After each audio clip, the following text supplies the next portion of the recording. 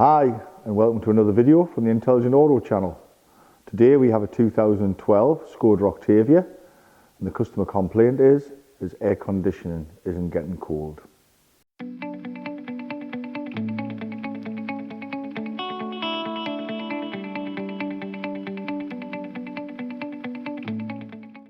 He's already taken the car to be regassed.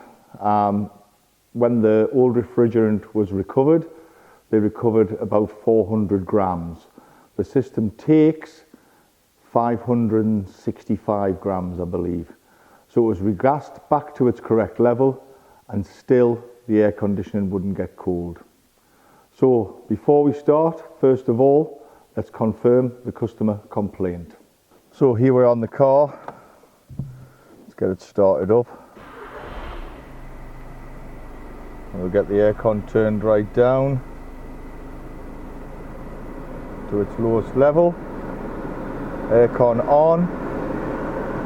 Got it blown through the centre vents only. Close the rest of them. And I've got a little thermometer here to put in the vents. Don't know if you'll see it from there.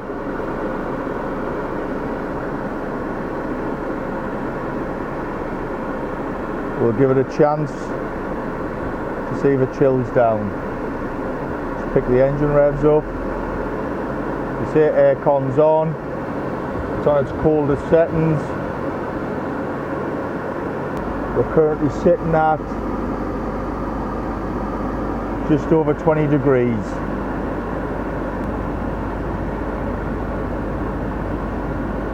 To me it just feels like ambient temperature inside the cockpit. There's no chilled air at all coming through the vents. It's sitting at about 22 degrees. What I'm going to do is I'll get a close-up on another camera of the thermometer. So we're looking at the dial on the inside. We're looking at, as you can just see the 20 above the pointer. So not cold at all. Engine's been running now for a few minutes. I would expect it to be down where you see the green marker here. But as you can see, it's not. Sitting at 20 plus degrees, 22 degrees. So I would say that's customer complaint confirmed. So as you saw there, the vent temperature certainly isn't coming down anywhere. It was sitting at just over 20 degrees. I would say the ambient temperature within the workshop today is round about 20 degrees. So there's no chilling of the air at all. So next thing I'm going to do is we'll put a set of gauges on the air conditioning system and we'll see if, first of all, is there any gas in it, which I've been told there is, what pressure it's at, and we'll look at the pressure differences between the high pressure side and the low pressure side of the system when the aircon is activated. Right, using the mechanical gauges on the machine, I'm just about to screw down the couplers onto the car and you'll see the pressure within the system as I screw them down. So as we can see there, we have just over 5 bar, and on the high pressure side we have just over 5 bar, the low pressure side we have just over 5 bar. It's a stationary system, so wouldn't expect anything less. The pressure across the high pressure and low pressure is going to be exactly the same until the compressor starts to run. So next I'm going to start the car up and I'm going to switch the aircon on and we'll have a look to see if there's any pressure differences between the high and low pressure side of the system.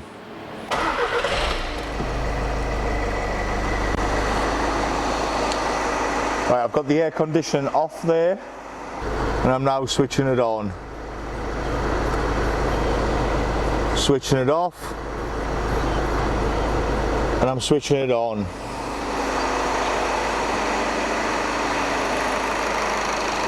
As you can see, there's no pressure change between the high and low pressure side of the system. So the indicative that the actual air conditioning is not being switched on. So next thing is to find out why. As this vehicle is equipped with climate control, it's an electronically controlled air conditioning system, there will be a control unit for the HVAC. So using a suitable scan tool, in this case a launch, it's the new Pro Light, we'll scan the system to see if there's any faults. So let's first of all get connected to the vehicle.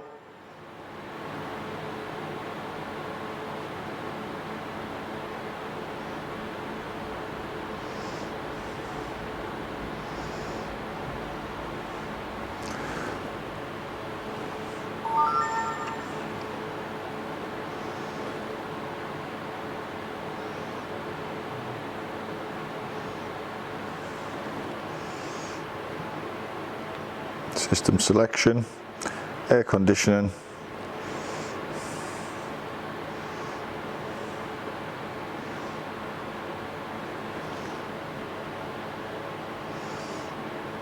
see if there's any fault codes, and there's no faults stored.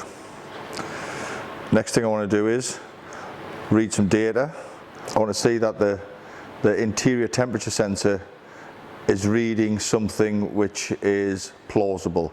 Because if the air conditioning ECU thinks that we're at sort of already at 10 degrees inside the car, then it's not going to switch the air conditioning on to bring that temperature down any further.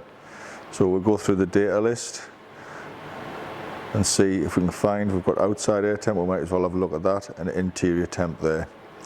So we'll put them on the screen. As you can see, outside air temp is 20 degrees, and at the minute interior temperature is 27 degrees. So really this air conditioning system should be trying to get the cabin temperature down. I'm turning that on to its lowest setting, which I believe on this vehicle is 16 degrees.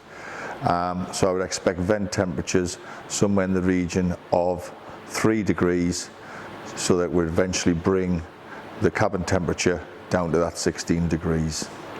So what we've proved there is that the temperature sensors, the ambient outside temperature sensor and the interior temperature sensor are looking good and they're looking plausible. Refrigerant pressure, so there's a pressure sensor on the air conditioning system.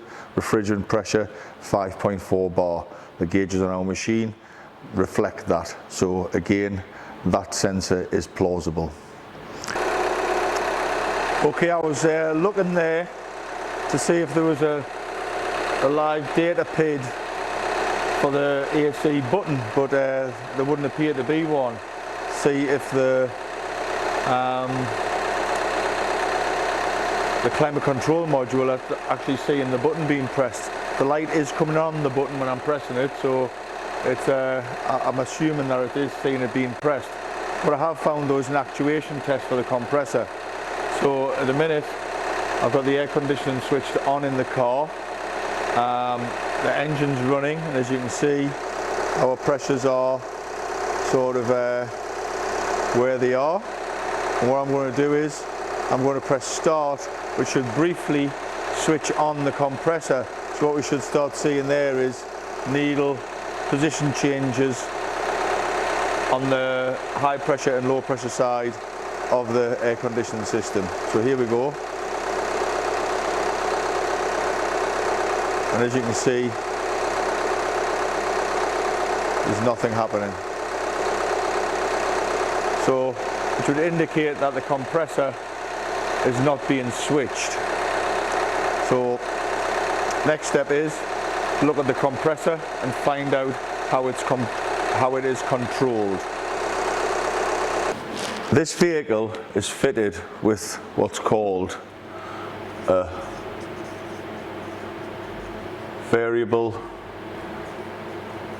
displacement compressor.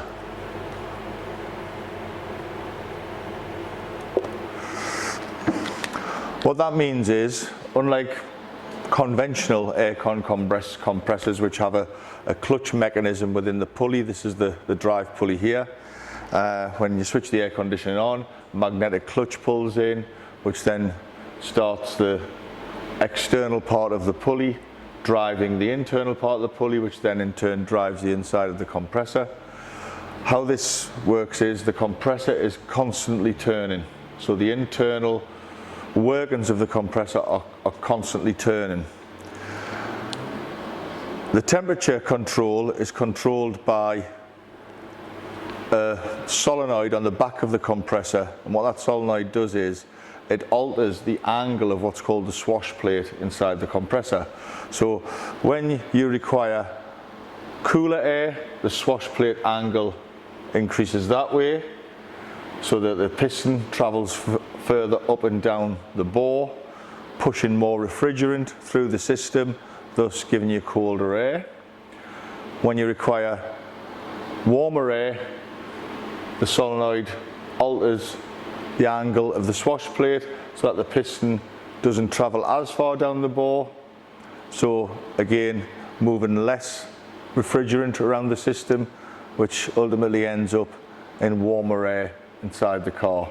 I'm not going to go in too much into the internal workings of this, but basically on the back of the compressor we have an electrical component, electrical connection. It's a two-wire connection, and it's an actuator, it's a solenoid, it's a switch, it's got a plunger inside, it moves one way or the other to allow refrigerant either past it or not past it.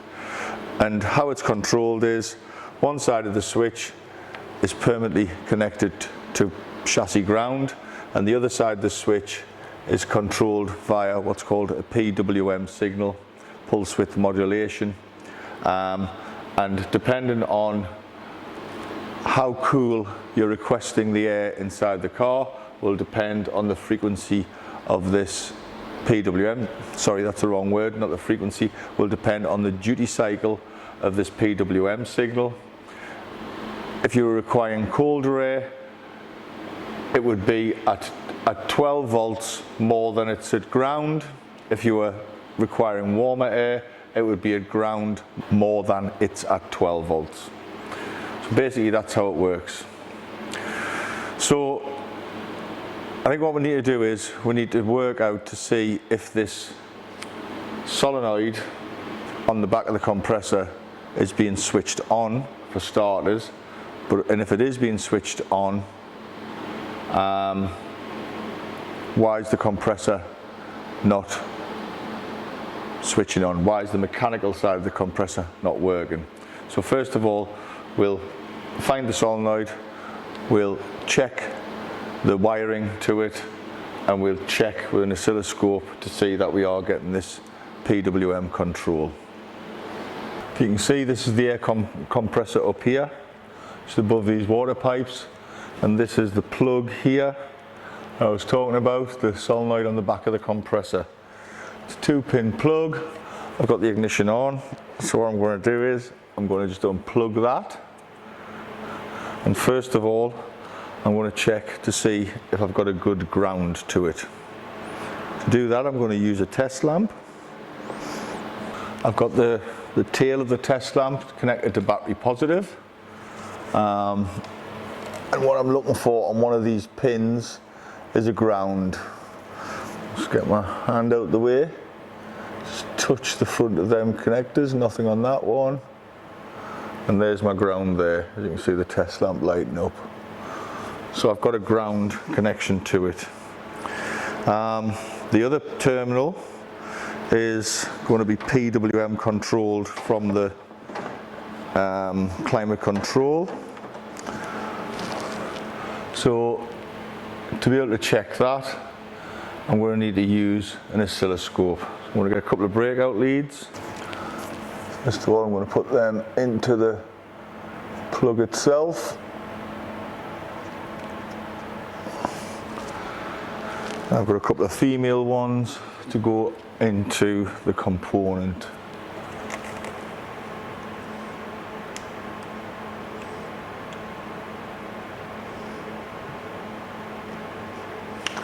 One on.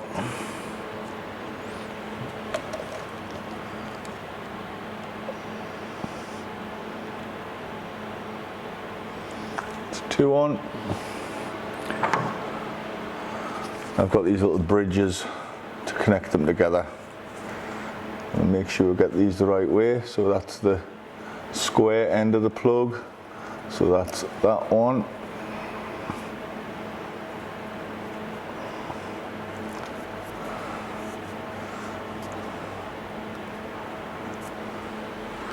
And we'll just verify we've still got our ground, which I think was this one. As you can see, I've got my ground. I can hear something happening when I put that to ground. Just going to check that one. Ah, look at that. That one there is actually my ground. And what's happening there is, when I'm putting 12 volts to that, I can hear the solenoid clicking. So this could be a good way to test to see if this solenoid is working or if the compressor is working. What I'm going to do is I'm going to use a power probe and I'm going to switch that solenoid off and on while the engine's running. Right, I've got the power probe connected up there. Show you. Now what I want you to do is listen for the click when I energize this solenoid.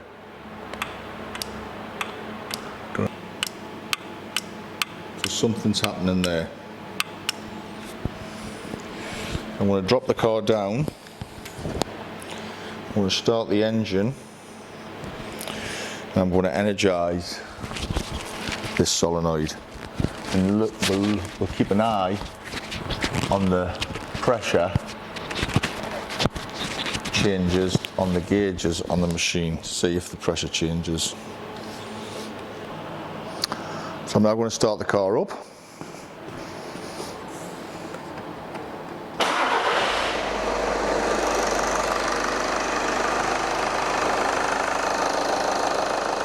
And what I'm going to do is I'm going to force the compressor on and off with the power probe. Keep an eye on the dials.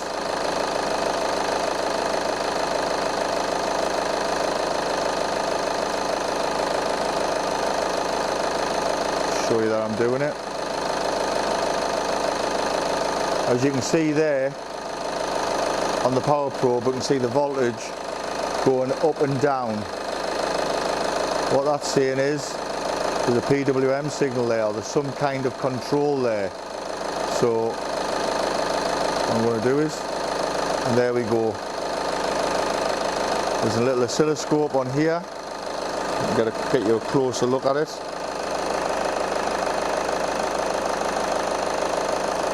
Zoom you in.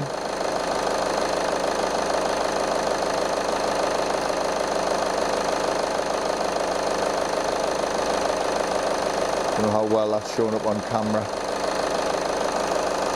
Basically I've got a square wave which is at its higher level more than it's at ground.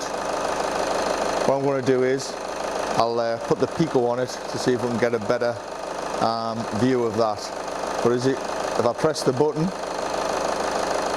get you back on the gauges.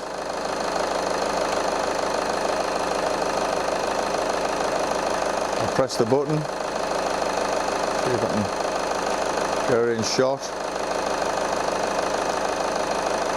As you can see, no change in pressure, no change in pressure within the system. So that would be indicative that we possibly could have a compressor fault here. Right, in place of the power probe, I've now got the picoscope. As you can see, I'm on the same side of the compressor control, and I've got a flat line 12 volts. Now the other pin on that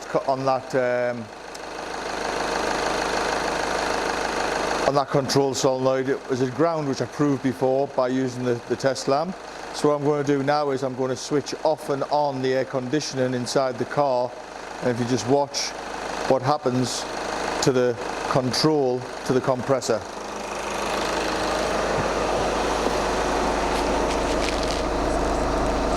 So that's the air conditioning off.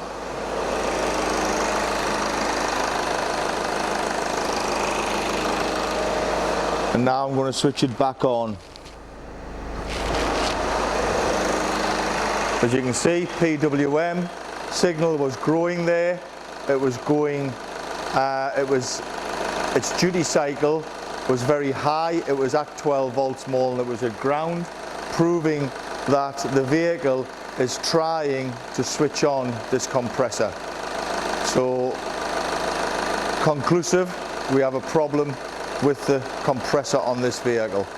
So it's time to get the gas out of it and remove that compressor.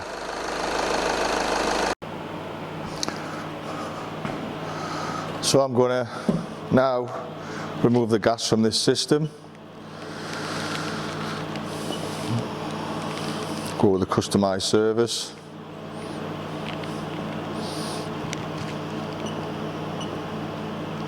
It's 134.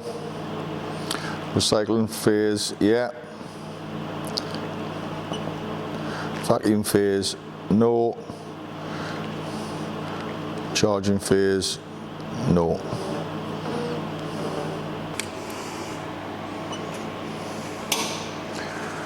We'll now start to recover the refrigerant from the system. There we have it. We've recovered 556 grams of refrigerant and 11 grams of oil. And the system is now back at atmospheric pressure. So it's now safe to remove the hoses and remove this compressor. Just to summarise where we're at, I think I've conclusively proved that the compressor on this vehicle is faulty. I've proved that the interior temperature sensor in the vehicle is reading a higher temperature than the requested temperature from the climate system. So it should be switching the compressor on. We've proved that the system has got refrigerant in it and it was at the correct pressure, and the climate system was seeing the same pressure, so there's no issue with pressure sensors on the system. Also proved using the oscilloscope that when I switch the compressor, when I switch the air conditioning on and off, there's a command to the compressor to switch on in the way of a PWM signal. And also with the power probe bypassing the vehicle's request, I can physically switch the compressor off and on, and as we could hear an audible click from the solenoid, would prove that the solenoid is activating. And still there was no change in pressure between the high pressure and low pressure side of the system. So basically proven that we have a mechanical issue with this compressor. So it's now time to put the vehicle up on the hoist and remove this compressor and get a new one fitted.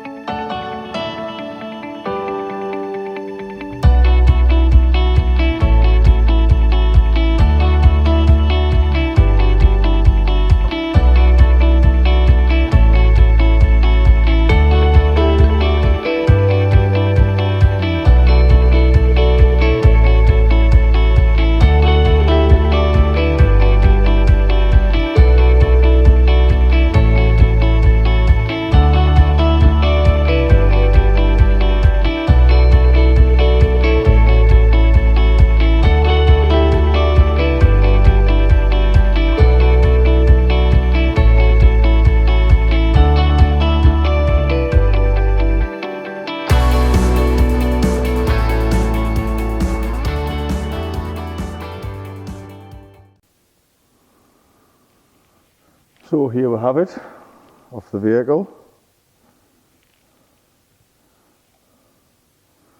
First thing to do is drain the oil from it. We also need to measure it, because the same amount of oil needs to go back into it as well. Also as well, by using a clean jug, I can see if there's any debris in the oil as well. So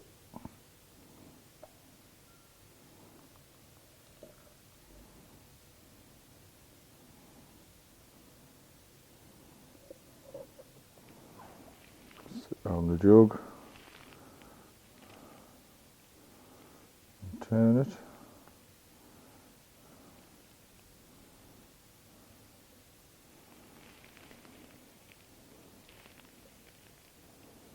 Try and get all the oil out.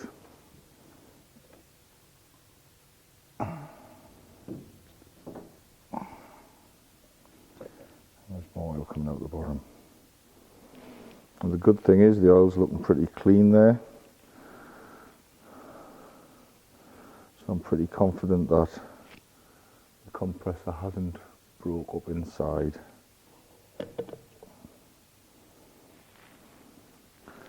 Just sit and let that drain for a couple of minutes. So that's the compressor drained. You can see the oil looks pretty clean. There's a couple of little bits of something floating in it, but I think that came off the bottom of here because it was a bit scruffy. I maybe should have cleaned it. But certainly no what would look like swarf, as if the internal components of the compressor were breaking down. Less than 100 mil. So I think what I'm going to do is I'm actually going to put 100 mil back in this compressor. I'll look at the data just to double check, but to me there looks to be about 75 mil of oil come out of that. I think I'll probably put about 100 mil back in it. So this is the solenoid that we were testing.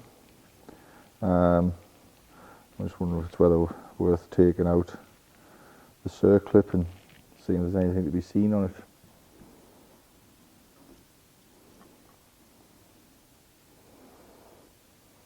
As you can see, it doesn't look dissimilar to a fuel pressure regulator. It's basically just a plunger that moves in and out. These gauzes on it. The refrigerant will go in one side, depending on which position it's at, depending on which outlet the refrigerant comes out. Again, no debris on there. I think we'll leave the stripping down of this compressor for another video. So as you can see, this old compressor is made by Delphi. I priced a new one up from Skoda and they wanted over £800 for it, which I thought was a bit excessive, seeing as it's a 9-year-old car. So I managed to source another compressor. The options were to buy a new one from Skoda, which was a bit expensive, I thought.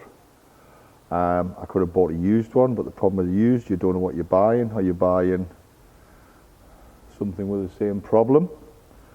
So I opted to look on the aftermarket for one. Now there's compressors available on the internet from China and places like that, which to be fair I wouldn't give them garage space. What I found was this from MAHLE. Now for those of you who don't know, MAHLE are a German company, and a couple of years ago they acquired Heller's air conditioning division.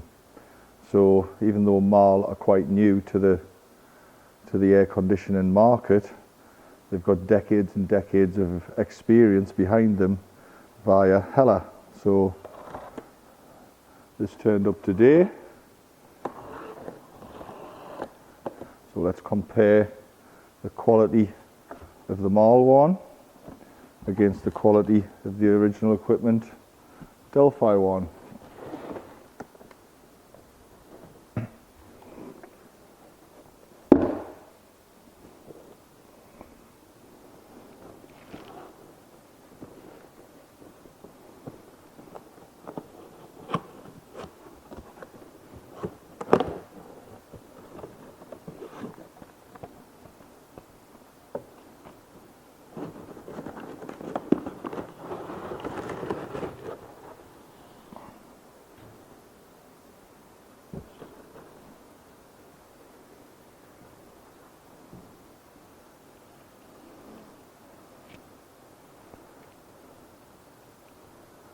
As you can see, the bodies are slightly different, but it's certainly the correct fitment. It's 3-bolt fitment. It's got the solenoid on the back here. It's got the same type of pulley assembly on it as the original one. It's got this kind of sprung pulley.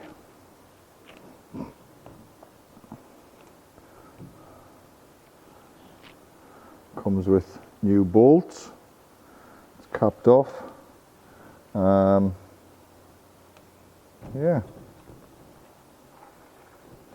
Stick them side by side.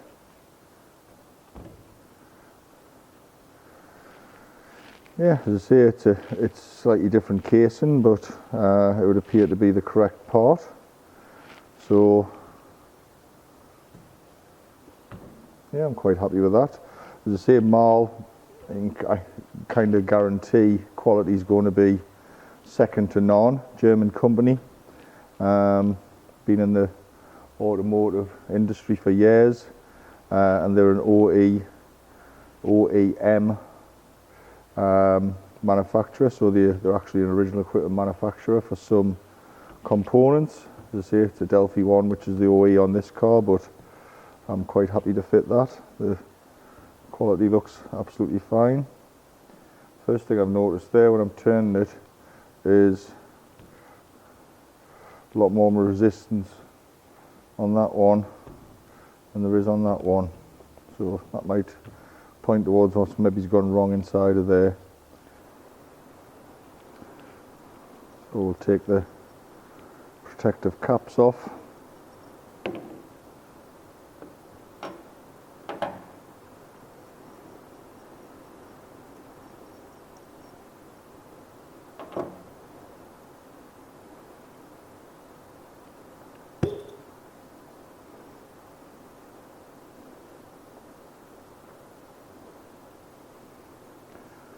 Filled with an inert gas. Stop any, so there's no moisture in there. And I'll empty that into there. Has it got transit oil in or not? No, no transit oil in this one, just inert gas to stop it, to stop any corrosion. I've just checked the technical spec for this vehicle, for the air conditioning, for the compressor fitted. The Delphi part number I've took off. The recommendation is a PAG 46. That's what that is. PAG 46 for R134 systems. I'm using the measuring jug. So it would appear that this system may have been low on oil.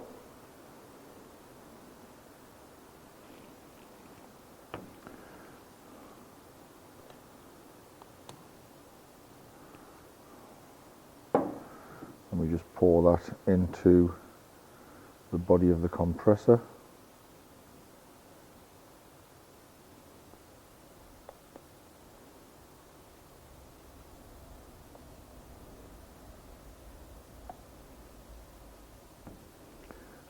It recommends in the instructions that we turn the compressor 10 times before fitting it to allow the oil to circulate through the compressor. So as it says in every Haynes manual, refitting is the opposite of removal. So this is now going to go back onto the car. So there it is fitted. Absolutely perfect fit. Can't complain at all. Plug all lines up. Belt lines up perfectly. All bolt holes line up perfectly. Absolute perfect fit. Let's say at a fraction of the cost of the new unit from Skoda. So I'm going to drop the car down, connect the two aircon pipes back up, and we'll get some refrigerant back in this vehicle. One thing I must always do, if you've had the air conditioning system apart or any connections disconnected, is replace the O-rings. So there's my new O-ring there. And before we fit it, we give it a good coating of the pag oil, and then just slip it back onto the end of the pipe. So I'm now going to take the blanking plates off the compressor, reconnect these pipes with the new bolts supplied, and get some gas in this. Just before I put the refrigerant in this vehicle, just one quick note. Reading the instructions that came with the compressor, it instructs me to only recharge the refrigerant through the high pressure port. The reason being is, if I recharge through the low pressure and high pressure port, that means I'm putting liquid refrigerant into the system. So thus I'm going to put liquid refrigerant into the system in front of the compressor, which there's a risk of hydrolocking the compressor. So I've selected high pressure port only. It's now instructing me to attach the hoses.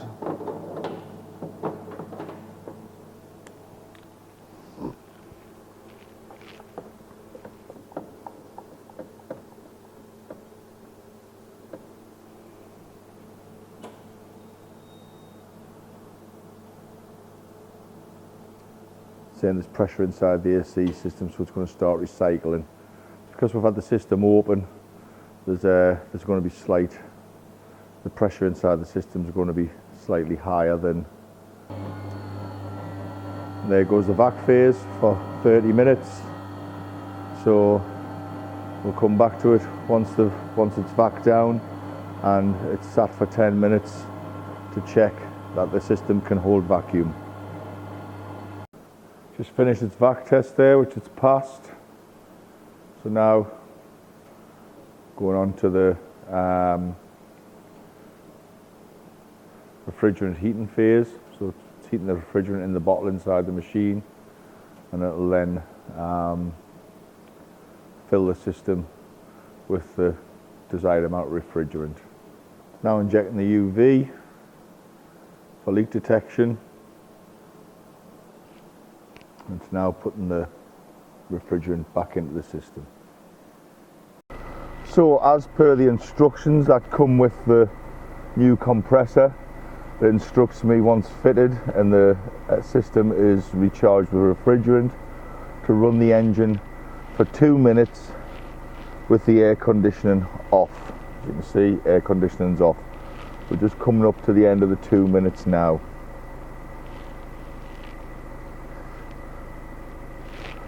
What it then tells me to do is cycle the air conditioning. So I've got to switch it off and on 5 times, leaving it on for 5 seconds and off for 5 seconds. So on,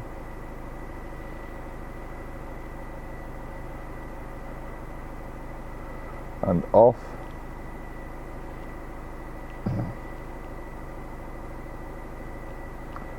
on,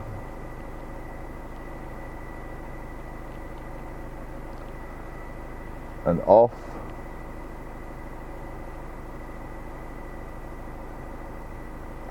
on,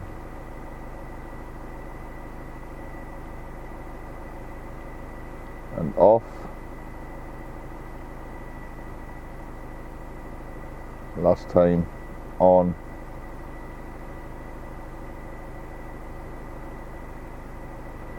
and off.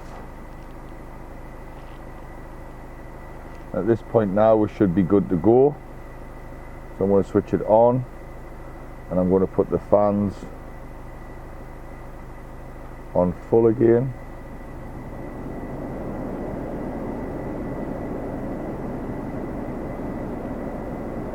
To the face vents.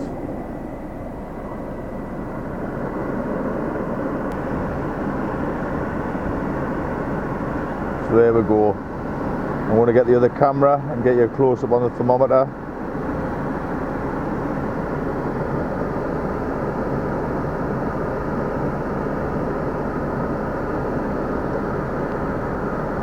As we can see, the temperature is starting to drop. We're aiming for it to be in that green section of the thermometer.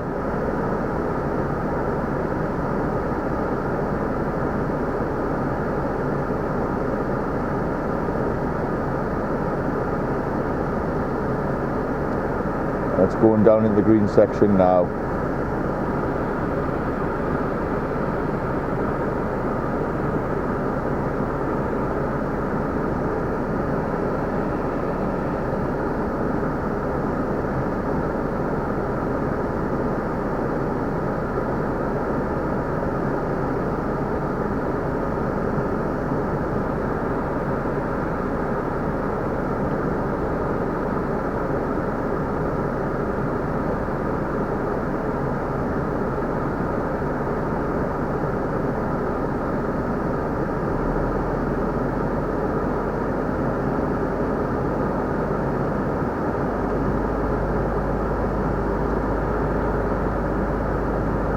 Picking the engine revs up, and as you can see, it's dropping even colder.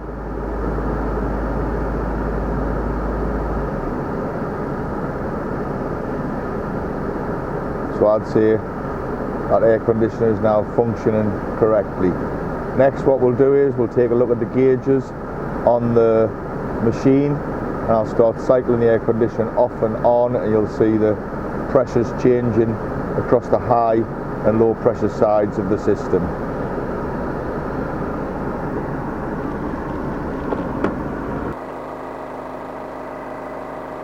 So with the aircon switched off, as you can see, there's just under 4 bar in the low pressure side of the system, that's the blue gauge, and there's just over 5 bar in the high pressure side of the system, that's the red gauge. I'm now going to switch the aircon on.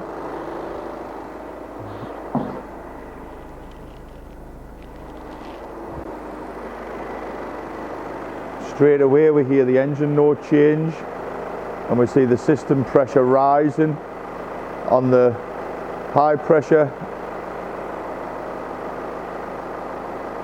you see this is a variable displacement compressor, so it's not a kind of harsh switch on or off. What it's doing is it's actually regulating the temperature inside the car. I'm going to switch it off again.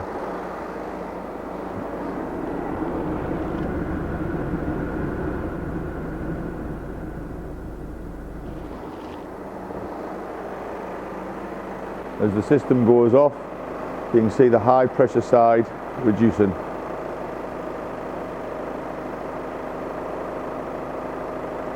I'm now going to turn the temperature control to somewhere near the atmospheric temperature in here, which will be about 20 degrees. And we should start seeing it switch.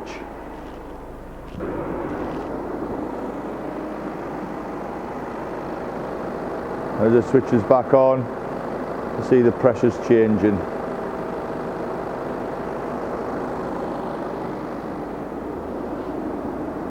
So just to summarise, with this car, came in with a full charge of refrigerant in the air conditioning, and the air conditioning wasn't working. I get phone calls all the time saying how much to refill my air conditioning, how much to regas my air conditioning. It's not always that simple. To say this guy, it was regassed in the first place, still didn't work. If you've got a problem with your air conditioning, give us a shout. What we will do is go through the system and identify the true cause of the poor performance of the air conditioning, rectify that cause, and as explained in this video, using OEM quality parts, not always parts from the vehicle manufacturer, because they can work out pretty expensive. This compressor on this vehicle, as I say, 800 odd quid from Skoda. A little bit of digging, I found this MAHLE compressor at a fraction of the cost. Quite a few motor factors that I did ring did not list this compressor for this vehicle, and I thought I was going to have to go to the manufacturer for the new compressor, and luckily MAHLE come up with the goods. So I'm going to call this one a fix. Thanks for watching. If you like what you see, hit the subscribe button on the channel. If you've got any comments on the video, any questions about the video, please get down in the comments box below, and keep an eye out for more air conditioning videos coming up. It's the season for air conditioning. Thanks for watching.